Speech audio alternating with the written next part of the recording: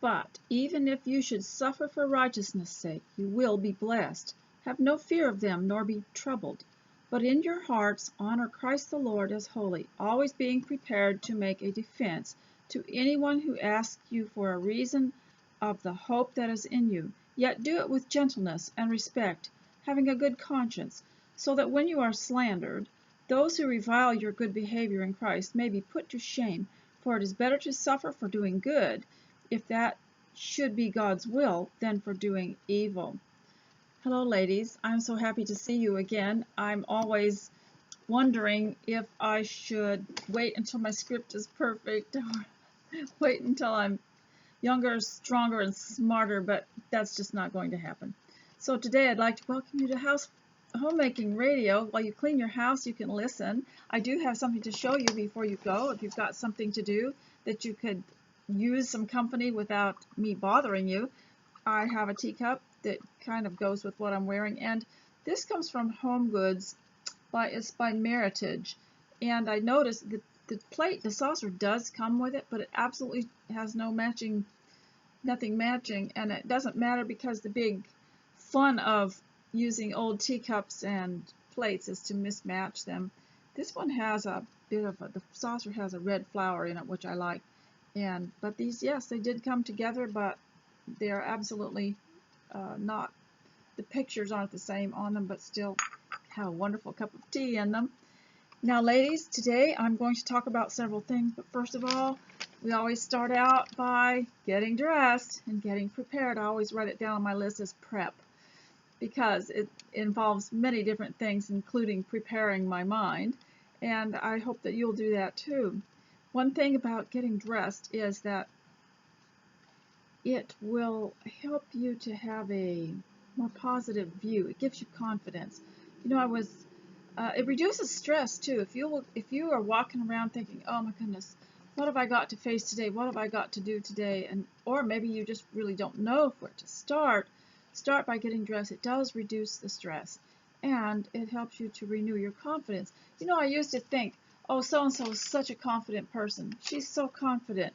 Nothing can ever befall her. She's so confident. But I didn't realize you're not just confident and it stays there. It's like making breakfast. You make it and then it's gone. But you have to renew your confidence day by day. And one way I think that you can renew it is by getting dressed. Now, after all, I am your teacher today, and I got dressed for you. And the least you could do is get dressed to listen to this video. You know, speaking of getting dressed in videos, I have a little booklet here. I did say I wasn't going to show you anything else, but I made this little book from the Graphics 45 page that I had that had it all divided into sections already. And I made myself a self-improvement booklet, and I decided to use some of this time where I am reducing the amount of outings that I take because I need to stay home and get some things done, to every day write down some home improvement plan or accomplishment. And so that would be a good thing to do. But speaking of videos and getting dressed, there are 7 things that I have chosen to do so that one day a week I do one of them, and I get dressed up for them even though no one sees me, because it gives me confidence. It makes me feel like I am really serious about this. If you don't get dressed and you're still walking around in your slippers and your pajamas, you're giving your mind and body a message that we are just going to be casual and laze around today. But unfortunately, it also can make you casual in your work. We don't know, not everyone is the same. And while I'm speaking about that, I want to remind you that this is just my opinion. You needn't raise your children in accordance with anything that I say. In fact, I wished you wouldn't, because every family is so different, and their needs, all the children's needs are different, and it's not one size fits all. It's principles that we raise them by. We raise them with love and with to try to help them to have good judgment in their life and to know what to do when they're under pressure and to know what the right thing to do is. And so everybody has knows the will and the nature of their own child and knows what to do, and you are tailor-made as a parent for your own children. I always try to refrain from recommending any child-rearing books because I don't believe that all of them are up to snuff. And so if you hear me say anything about it, just remember that your judgment is always the best. But getting dressed reduces stress and renews your confidence. And some of the things that I get dressed up for, and I have one per day, I have found these instructional videos on YouTube and other places on the web. And although they're not live classes, I use them as classes. And I have an art class, and I have that one day. I have 7 things. And I have a daily exercise class that I watch, and a breathing class that I kind of put with it. Because I think, ladies, you all need to learn to breathe. I didn't realize this until years ago, when I realized that the tension that was creating by not breathing properly, and by keeping the breaths short and keeping them up in here, I was not putting the proper amount of oxygen to my body and to my brain. And so I found several places on the web that share how to breathe. And as you get older, this is really important. We don't have any trouble, do we, when we're little children, because we automatically breathe. But as you get older and your thoughts start to control your moods, you might find yourself breathing more in a shallow way and not in a way that really gives you life. So I take the art class on one day, and every day I do the exercise and breathing classes. And then I have a singing instructional video that I like to watch, so I can learn to sing, so people won't run away from me when I start singing. And the other one is a home and garden and flower arranging. Once a day or once a week, I find some kind of instruction on house, whether it's home decor, home arranging, home improvement, home cleaning, and garden, and flower arranging. And I'll choose some of those and work on that once a week. Then I have a cooking instructional video I like to go to. And of course I dress for all of these things. And with the cooking one, I put on my apron and I try to follow along with it. They give the ingredients and I try to follow along with it. And then I also have where I just listen to the Bible being read. And I'll do something while I'm listening to it. And then I have, that's as often as I can, I've got it down for once a week, since I do other Bible study. But the 7th thing I am doing is I joined the Hillsdale Constitution Studies, which were free. And I wanted to know more about that, because they go into what I spoke about in my last video is the intent of the Constitution, which includes the earliest notes that were taken when there were discussions about what should be put into it and why. And so I'm taking that and really enjoying it. Now, the next thing I do, if you are dressed, is we're going into housework.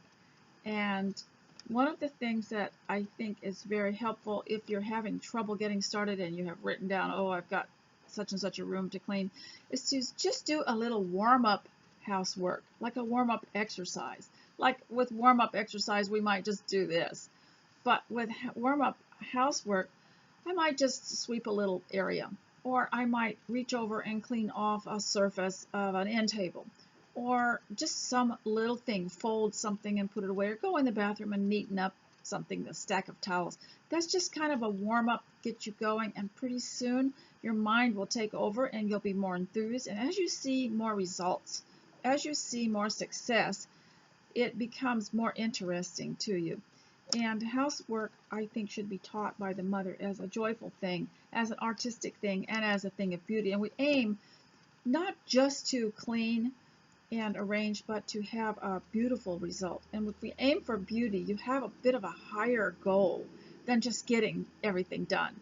And I have read Emily Barnes' The Spirit of Loveliness, that she wrote about how she would clean the kitchen and then put a little vase of flowers there on the cabinet top, and just some little tiny touch made her happy. And I think that these are more important, to aim for some higher beauty than just the work, because then it becomes very mechanical, or it becomes more materialistic, I think.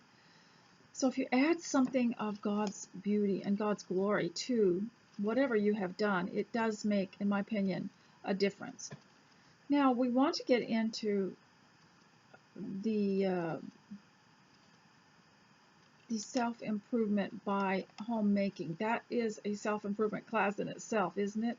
And I will read you some things today from some of the homeschool books that are very interesting, because that also is self-improvement. And if I'm going to homeschool you, you're going to have to get dressed and come and listen like a proper student.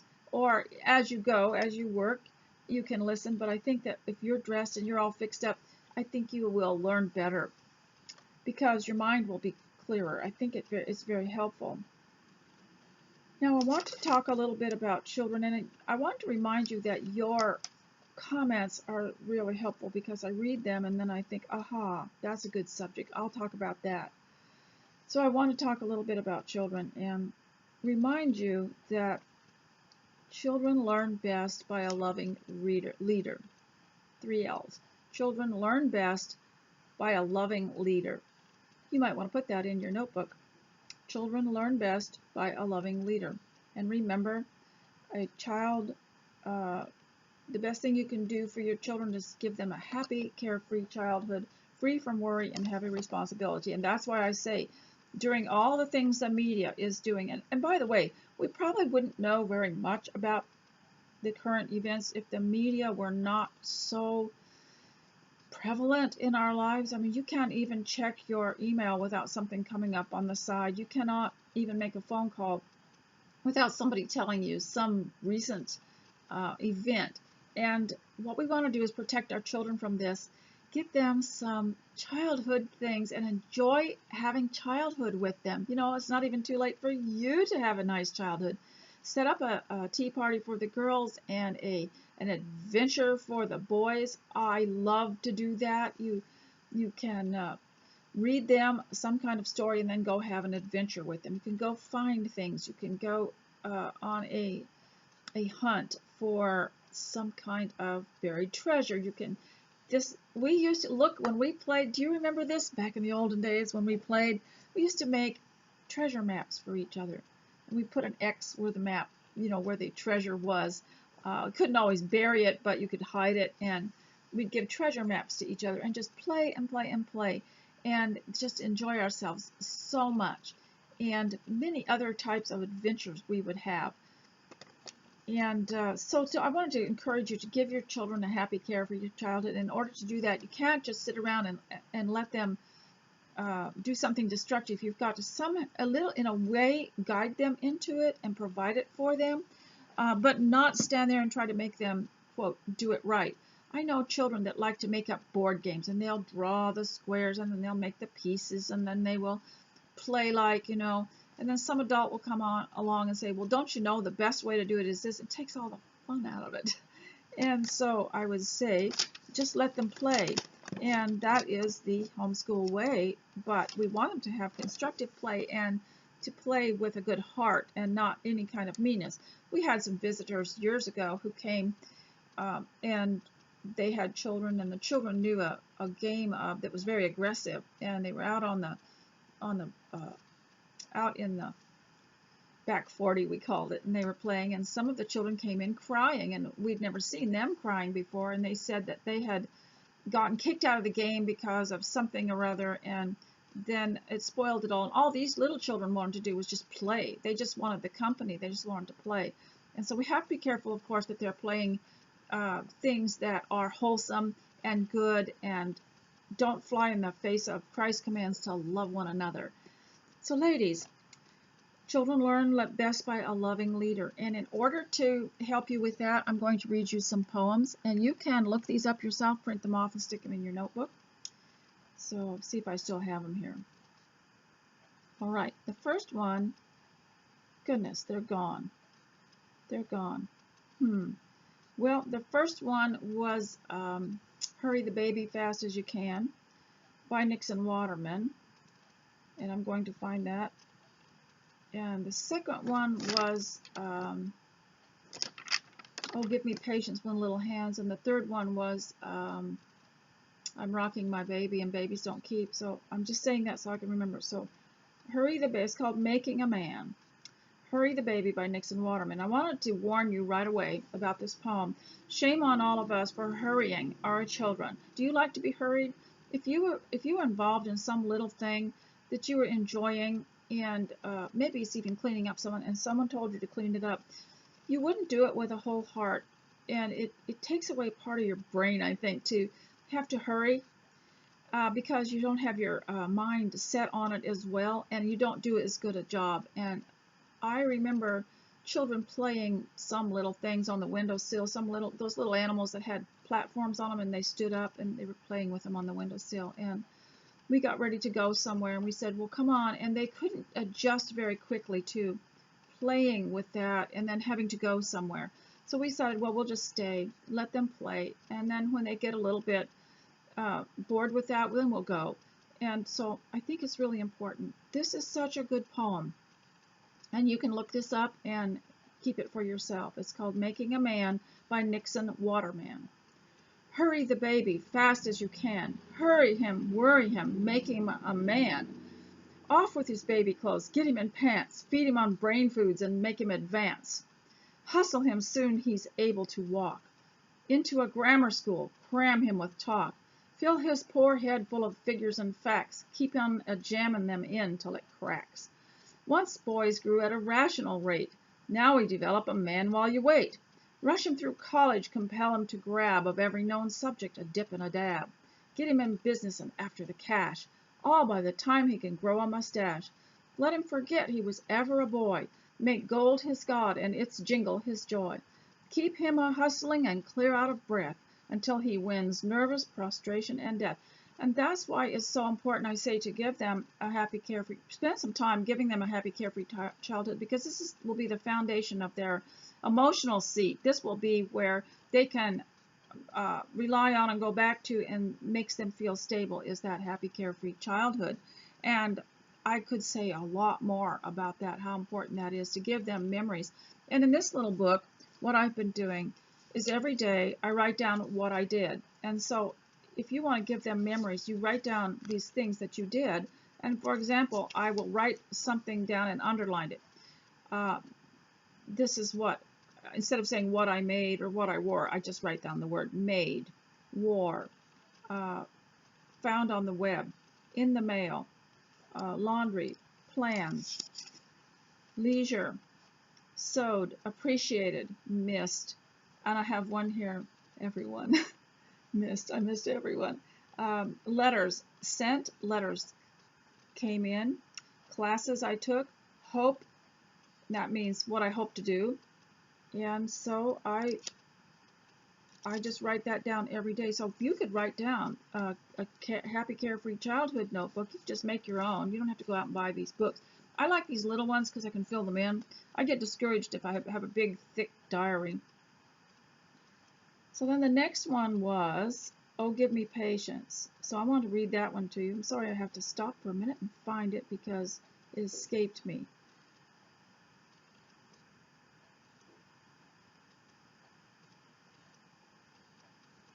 Okay, so here it is. Oh, give me patience when little hands tug at me with their ceaseless small demands, and give me gentle smiling eyes. Keep my lips from hasty, sharp replies, and let not weariness, confusion, or noise obscure my vision of life's fleeting joys. You know, you ladies need to have that printed out. It's called Oh, Give Me Patience When Little Hands. And the other one was called I'm Rocking My Baby. I don't know if I can find it. And here it is. Now, this is not to give you the impression that you don't have to clean the house, but just to give you what the priority is, okay? Have you ever been rocking your baby and he fell asleep and then you gently put him down to sleep so you could go do something else? Woke up immediately and screamed. They want to wake up in their mother's arms. And I don't know how we get around that. I often carried my baby around if I had to do something. Had to get up and go do something, I would carry them. But this is the way it is, and this is just the principle of this, so don't take it so literally that you don't think you have to do anything, but it's such a good thing, and I want you to print this one out too. Cleaning and scrubbing can wait till tomorrow. For children grow up, I've learned to my sorrow. So quiet down cobwebs, dust, go to sleep. I'm rocking my baby, and babies don't keep. Now, you can adjust that poem to just about any age. Even if you have older children at home in their teen years, they're important.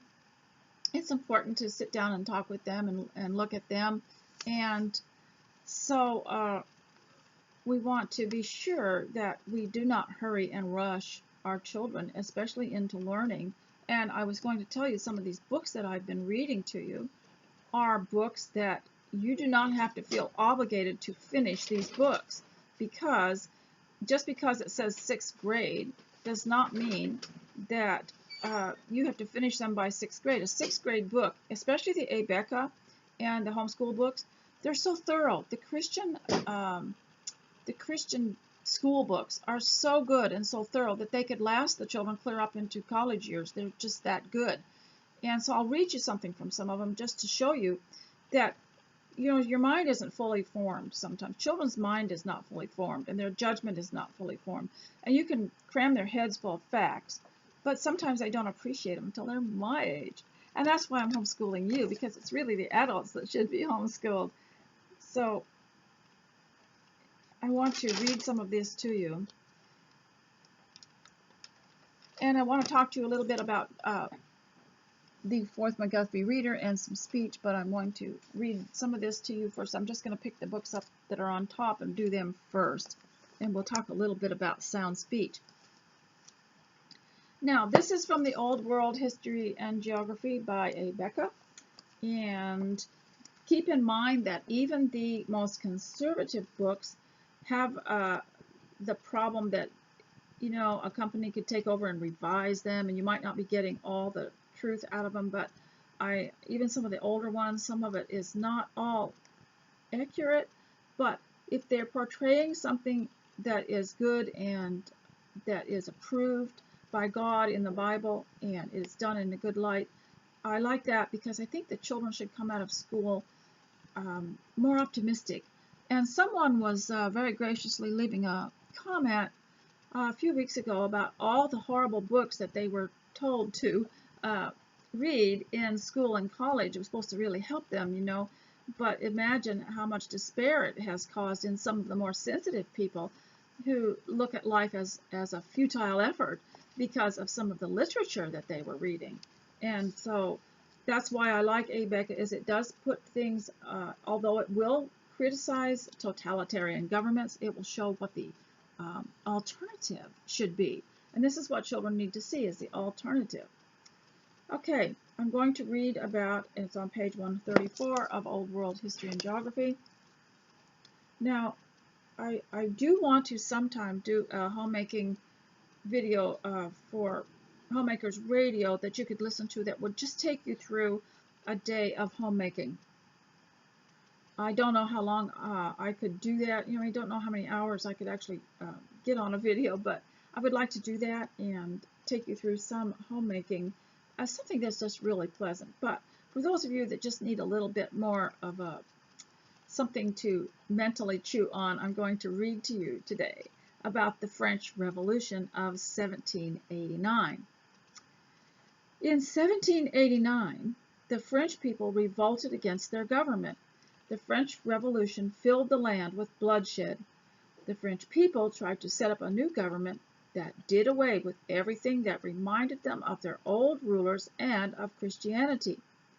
They made a new calendar that did away with Sundays, Easter, and Christmas. The weeks would be 10 days long rather than 7, they said, and no longer would people figure centuries in relationship to the birth of Christ. They closed the churches and decreed, and they've defined decreed. Decreed means officially stated, that there is no life after death. All of these attempts at changing truth failed miserably, of course. Soon the French were worshiping men and reason as their gods. Before long, France came under the power of one of history's most ruthless dictators. So So this is one of the things that you can see a lot of people have not read this and do not know this. The only ones were the Christian school children and the homeschoolers that, and maybe some of the others that knew about this, but they're taught so young that sometimes they can't remember. This is the type of thing that needs to be read over and over and not relegated to 6th grade because it is so good. So I wanted to read that to you because of that. And a lot of people don't recognize what is happening, but in America, it's not, and in your country too, it's not the people that are promoting shutting down of churches and trying to not relate time and history in relation to BC and AD. It's not the people that are doing it generally. It is the people. It is those who are in power. Some of them who got in there by stealth, who are doing it. And now I'd like to read to you from this book here, and it is the Grammar and Composition by A. Becca. It says number 1, and I don't know what grade that is, but I mean, they'll say it's 3rd grade or 4th grade, but my goodness, it would be great for college students. It's using quotation marks. Now, this probably doesn't have anything to do with us. We probably wouldn't use them very much unless you're writing a letter, and even then you probably wouldn't use very many quotation marks. But what I was impressed of is what it does to your mind when reading these sentences that are the problems that you have to solve, and the quotation marks is what kind of thing is the student reading. And this is one thing you need to pay attention to if you're sending your kids to public school. What are they reading? What's going into their mind? Are the children looking deadpan faced when they come home from school? Are their eyes dull? Do they look like they've lost touch with their soul? Do they have an optimistic, happy view of life, or do they come home angry? Well, it's probably different for everyone else, but listen, when you're using these kind of materials from the Christian schools, you get a totally different result in the children, and it's just a delight. Using quotation marks. Place quotation marks where needed in the following sentences. Now there's a whole bunch of instructions on the front as what to do. Okay. One of my favorite hymns is How Firm a Foundation. Now we would show them, they would tell us where to put the quotation mark. We always let them look at the teacher's manual to see, because why guess, why not know? So they always looked at that. But one of my favorite hymns is How Firm a Foundation. Okay, so then we got our hymn books out and looked up How Firm a Foundation, found out who the author was, found out when it was written, and then we discussed the meaning of How Firm a Foundation. And so one thing, when you do homeschooling, it kind of goes off on a whole lot of different things. You can't really divide things into subjects if you are a reasonable person. So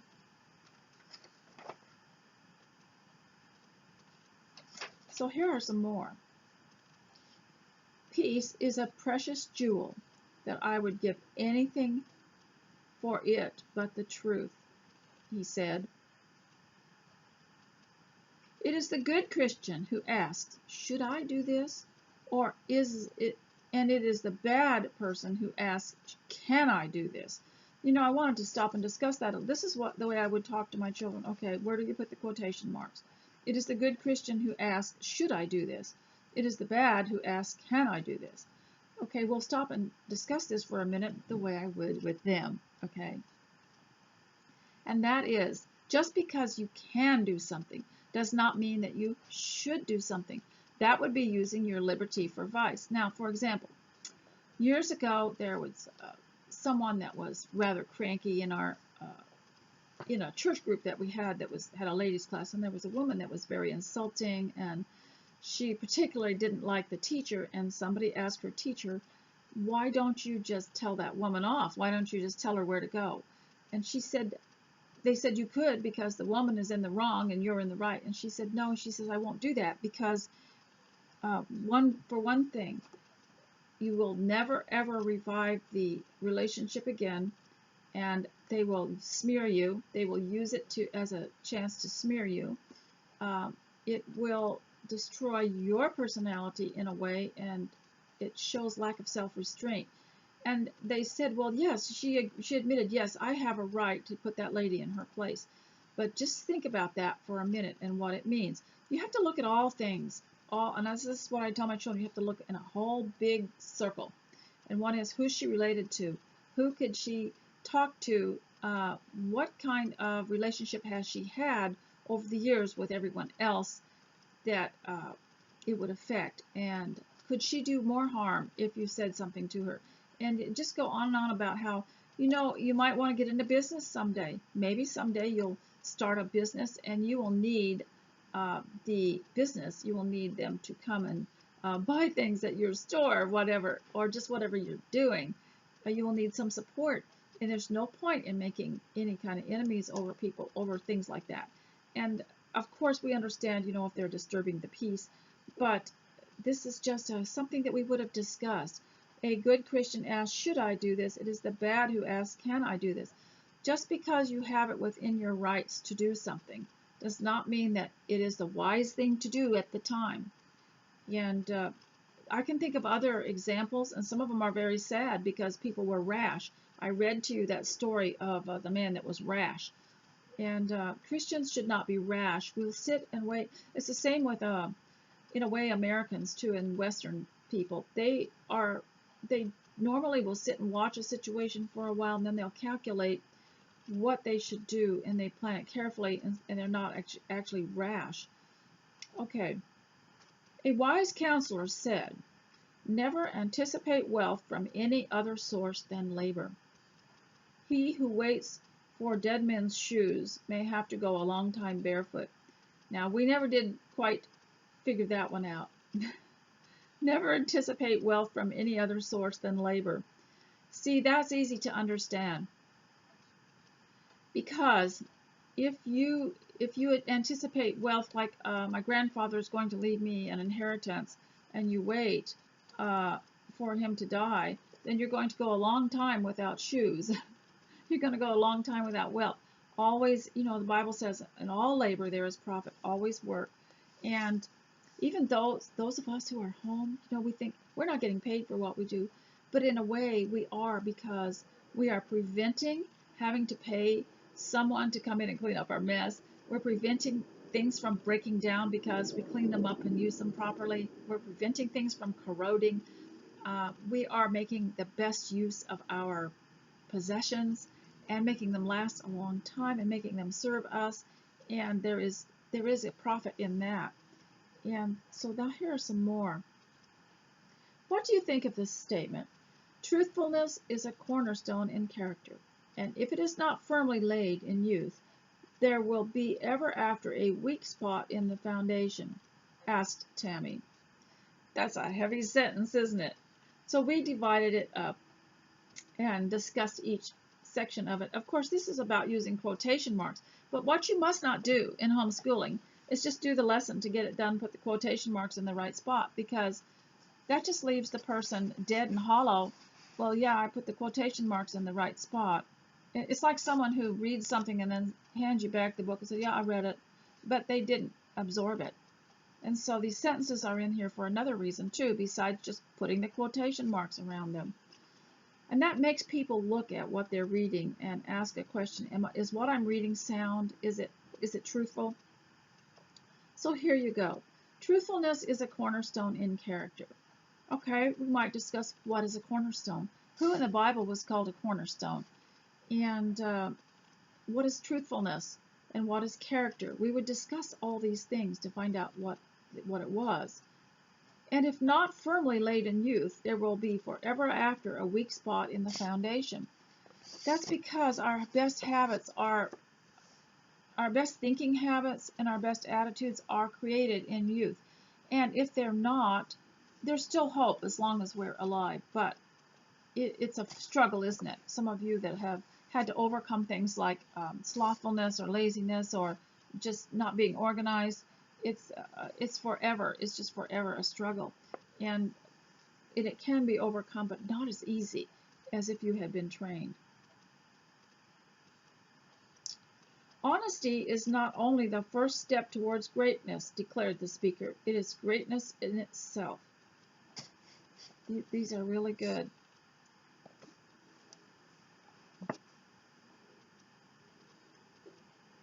Okay, ladies, there was a couple of other things that I didn't bring over here that I'd like to find, and one was a quote by Benjamin Franklin.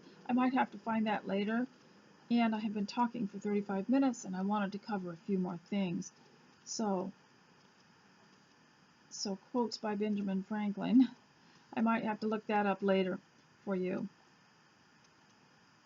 So I'm going to read a little bit more out of, I'm going to talk about sound speech and how the Bible talks about sound speech. It means speech that has, makes sense, has truth to it. And, you know, you might talk about sound doctrine. Doctrine is teaching and it's training. And you might talk about something that is sound, like you have a chair, but the legs are flimsy or the wood is not very good. You'd say it wasn't sound. And so we would look up that word sound. What does sound mean?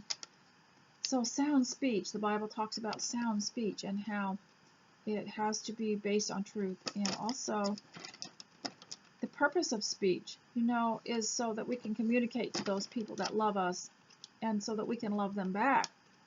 And sometimes you'll get a child that has trouble with speaking and with their enunciation and their articulation. But you have to realize that a lot of people, their mouths aren't fully formed for some reason. And sometimes it won't be until they're 20 for some reason. We don't know why, but I know they say that their ears and their eyes aren't even fully formed until they're 8 or 9 years old. And so they put these children in early childhood teaching, and then they have problems because their minds are not fully formed, their bodies aren't fully formed, and they're trying to train them to be really smart people, you know, like it says, hurry the baby fast as you can, and then, you know, put him in college and jam in all the facts and, you know, develop a man while you wait, and they're just too young, and that's why they have learning disabilities, is their speech. Now, I know, you know, my own children could not say their L's or R's or speak properly for a long, long time, probably because as you learn to see the word, then you can learn to speak the word. As you see it written, you can speak it. The other thing is that people learn to pronounce things by listening to it being pronounced. So if their hearing's not fully formed, they're not going to hear it properly. And so it just takes patience and time, and you can help them a lot with I read to you yesterday about, or the other day, about subvocals and aspirates and vocals. Now, vocal is a sound that is not obstructed by anything. It's a sound that's just a pure tone only, like ah. It's not or ah. It's not obstructed by anything. But a subvocal is stopped somewhere in the middle of the word, at the end of the word, like at and hat and bad and good. So these are sounds where the vocalized breath is obstructed by the sound of a consonant, actually. And aspirates consist of breath only, modified by vocal organs. So an aspirate is like H and sh, that sort of thing. And these are not mentioned in any modern book. This is the McGuffey's Fourth Reader, the Christian School Edition. I wanted to read a little bit about this to you because it has a lot of things in here and a lot of exercises in here. Now, I read to you a poem last time called Try, Try Again, and I'm going to try to find one more for you.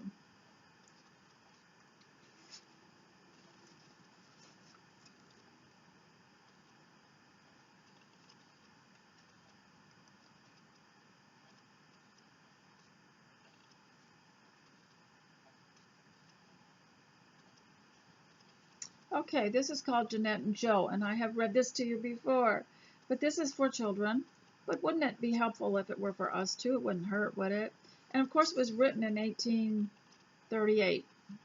1838. So you have to understand people of that era. We don't know what life was like for them, and often we judge them and say, "Oh, they wore those awful stuffy-looking clothes with a high neck, and the women had to work at home and all that." We don't really know what life was like, just like they probably couldn't have envisioned what life is like for us, and so we can't really judge them. We don't know what we would have done, do we? Okay. This is called Jeannette and Joe. I've read it to you before, but it's great for children, great for us. Two girls I know, Jeannette and Joe, and one is always moping. The other lassie, come what may, is ever bravely hoping. That's what I liked about Molly in Wives and Daughters. She was always bravely hoping, although she had so many sorrows. Beauty of face and girlish grace are theirs, for joy or sorrow. Jeannette takes brightly every day, and Joe dreads each tomorrow. I have talked to you so much about the sour dour person that always says nothing will work and everything is bad, and they just grow up in gloom. One early morn they watched the dawn. I saw them stand together. Their whole day's sport, 'twas very plain, depended on the weather. "'Twill storm," cried Joe. Jeannette spoke low. "Yes, but 'twill be soon over." And as she spoke the sudden shower came beating down the clover. "I told you so," cried angry Joe. "It's always is a raining." Does this remind you of Sense and Sensibility when Marianne and Margaret got caught in the rainstorm, and she said, "You always say it's not going to rain, but it always does." "I told you so," cried angry Joe. "It always is a raining." Then hid her face in dire despair, lamenting and complaining. But sweet Jeannette, quite hopeful yet, I tell it to her honor, looked up and waited till the sun came streaming in upon her. The broken clouds sailed off in crowds across a sea of glory. Jeannette and Joe ran, laughing, in which ends my simple story. Joy is divine. Come storm, come shine. The hopeful are the gladdest, and doubt and dread, children, I believe, of all things are the saddest. In morning's light let youth be light. In morning's light let youth be bright. Take in the sunshine tender.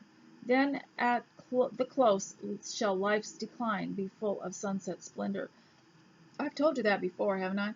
That whatever character qualities you nurture in your life, even as a young person, as a teenager, if you are gloomy and you're not looking on the hopeful side of fixing, how to fix things, if you're not trying to fix things and you're just complaining, you will be an elderly person in which that will be more emphasized, and it will seem worse than it is. I don't know why that is.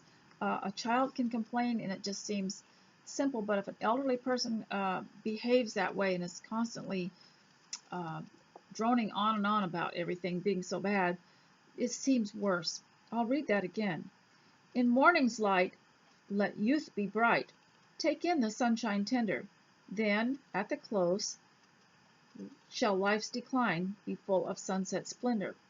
And ye who fret, try, like Jeannette, to shun all weak complaining, and not, like Joe, cry out too soon. It always is a raining. I think that's such a beautiful poem, and it's called Jeannette and Joe, and you can find that also somewhere. I think someone has posted that on the web. Okay, so ladies, I've been here for 40, almost 45 minutes, and I want to give you a chance to do your work and to get your work done. So I hope that you got a lot done while you were listening today, and I am going to let you go. Wait a minute, I have one more thing to read to you. I was going to finish this little book called Women's Lib by Taylor Caldwell. It was a magazine article someone put it into a little book just to pass out in a class, and so I was going to read the end of it. I am going to try to type this out for you so you can print it off yourself. And I'll just read the last back and front page. It is a woman's nature to make a sanctuary. Now, previous to this, remember, I read about how she had grown up in this rough household, and her mother was a woman's libber before it even existed, because she thought that the women the young girls in the household should work just as hard as the men. Often the men got very lazy and wouldn't do anything and let her do it. And she talked about how she had a woman's heart, and she desperately wanted to have a home and children of her own, and to be free to look after them and to take care of the house. And she compared her brawling household to the household of her Aunt Polly, who her house smelled of fragrant scones and tea, and how she wanted that in her life. You can't really change human nature and the instincts of that nature for good or evil. I know a prosperous young man in New York in his early 30s. Wait a minute. I'm going back over. I've already read that. I'll read this previous one. It is a woman's nature to make a sanctuary of love and delight in her home. That is the true career for women. Alas, alas, that so many multitudes of women are now forced or choose to abandon that career and to become imitation men in society. The true men won't marry them. They will reap the bitterness I have had to reap myself, although I never wanted a career, never wanted to be stalwart. I just wanted to be a woman.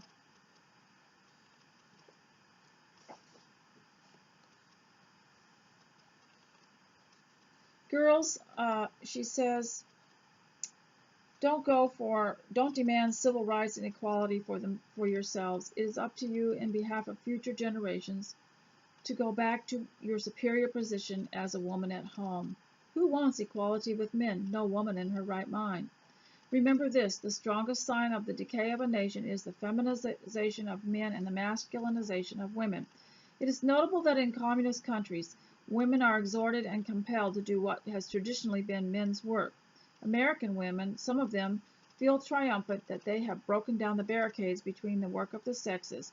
I hope they will still feel triumphant when some commissar forces a shovel or axe into her soft hand and compels them to pound and cut forests and dig ditches. Of course, a lot of us on farms have to do that anyway, but at least it's for fun. It's our property and our choice. And then she says, the decay and ruin of a nation has always lain in the hands of its women. So does its life and its strength, its reverence for beauty, its mercy and kindness, and above all, its men. Now, this reminded me that how you can use, instead of saying, oh, our nation has just gone down to, everything's going to hell in a handbasket, you can look at everything that is happening and you can do better. And one of the things that is very, like a code, is you see someone and you say, oh my goodness, aren't they dressed in the weirdest clothes? Or they, maybe not very modest, is that you can dress the opposite. That can be your response. You can dress well. And you can't go around trying to, it's just like me with the public schools. I realized I can't fight such a big organization. I can't fight the public schools. I can't change the public schools, but I can get out of them and I can behave differently and we can have a home life and we can learn at home. And so it's the same way with the way that people speak or the way that people dress or the way that people act, is you can change it yourself by doing it yourself, by doing it the right way yourself. So instead of thinking I am, you don't feel like you're living until the world changes. I'd never, never, never wait for anything to change. Never wait for the world to change. You have to live your life the way that you see that is right and do that. And there's great satisfaction in that. So get your little self-improvement book made. Get something to do every day for 7 days, as I suggested, and maybe a little online instructional video that you can do every day, or something that you're trying to do at home, maybe with your diet and your health, or maybe with your speaking and anything else, or your homemaking. Get all that, and also try your home improvement on your temperament. You can read those poems again and they could maybe touch your heart. And so ladies, until I see you again, I hope you got a lot done while you were listening, and that your life improves in so many ways. And so I hope you enjoy the day, and I'll see you next time. Bye.